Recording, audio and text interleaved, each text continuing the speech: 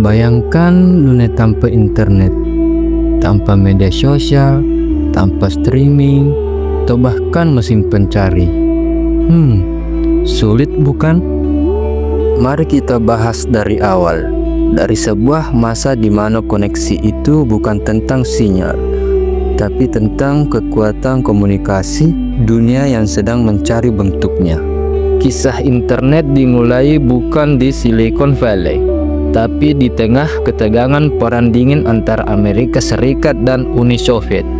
Waktu itu, tahun 1957, Uni Soviet meluncurkan satelit pertama di dunia yang disebut Sputnik. Ini bikin Amerika panik. Mereka takut kalau sistem komunikasi mereka lumpuh saat perang. Untuk itu, Amerika mendirikan lembaga bernama ARPA atau disebut Advanced Research Project Agency, sebuah lembaga riset militer yang kemudian melahirkan proyek ambisius yang dinamakan ARPANET. Tahun 1969, ARPANET resmi lahir. Tujuannya sederhana: membuat komputer di tempat berbeda bisa saling berkomunikasi, tapi jangan bayangin chattingan atau streaming ya. Waktu itu bentuknya masih super teknis dan rumit. 4 universitas besar di Amerika menjadi yang pertama terhubung, yaitu UCLA, Stanford, UC Santa Barbara, dan University of Utah. Dan tahukah kamu, pesan pertama yang dikirim lewat ARPANET adalah kata login. Tapi karena crash, yang nyampe cuma 2 huruf, yaitu LO. Ironis ya, karena sekarang internet bikin kita makin LO di mana-mana. Seiring berjalannya waktu, teknologi ARPANET makin berkembang. Lalu muncul protokol penting bernama TCP/IP yang dikembangkan oleh Vincer dan Bob Kahn.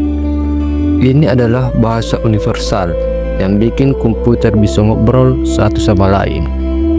Tanggal 1 Januari 1983, ARPANET resmi menggunakan TCP/IP. Banyak orang yang menyebut ini tanggal lahirnya internet. Setelah itu, jaringan makin meluas, bukan cuma militer dan kampus, tapi juga ke publik. Tahun 1990, seorang ilmuwan asal Inggris bernama Tim Berners-Lee menciptakan sesuatu yang bikin internet jauh lebih ramah pengguna, World Wide Web. Inilah awal mula website dan browser seperti yang kita kenal sekarang. Dia juga bikin HTML, HTTP, dan URL. Bayangin aja, sebelum itu internet itu cuma teks dan kode doang. Gak ada tampilan gambar, warna, atau tombol biru yang bikin kita kepencet iklan. Di era 90-an, internet mulai masuk ke rumah-rumah lewat dial-up. Masih ingat suara modem krek-krek nyek-nok? Nah, itu dulu simbol kemajuan teknologi. Masuk ke tahun 2000-an, internet makin cepat dengan broadband.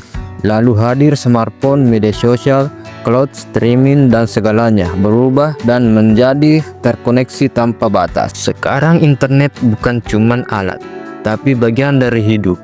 Kita kerja, belajar, hiburan, bahkan cari jodoh lewat internet. Tapi semua itu berawal dari satu hal: rasa ingin terhubung. Itulah asal-usul internet dari proyek militer di masa perang jadi jembatan digital yang menyatukan dunia.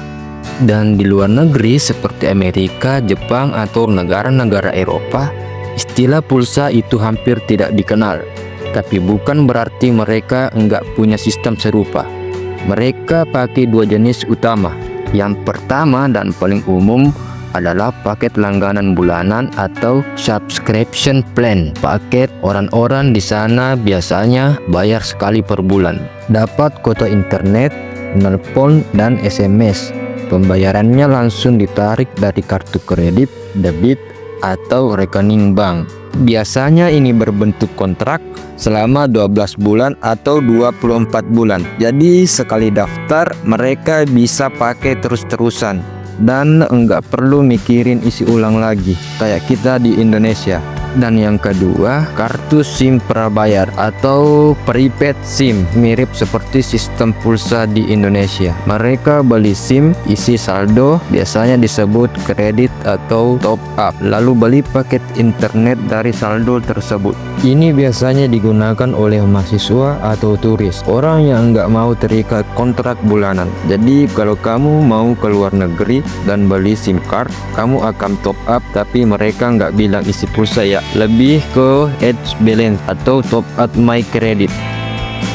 Selain itu, banyak operator di luar negeri sekarang juga menawarkan paket internet. Tapi perlu dicatat, unlimited bukan berarti tanpa batas.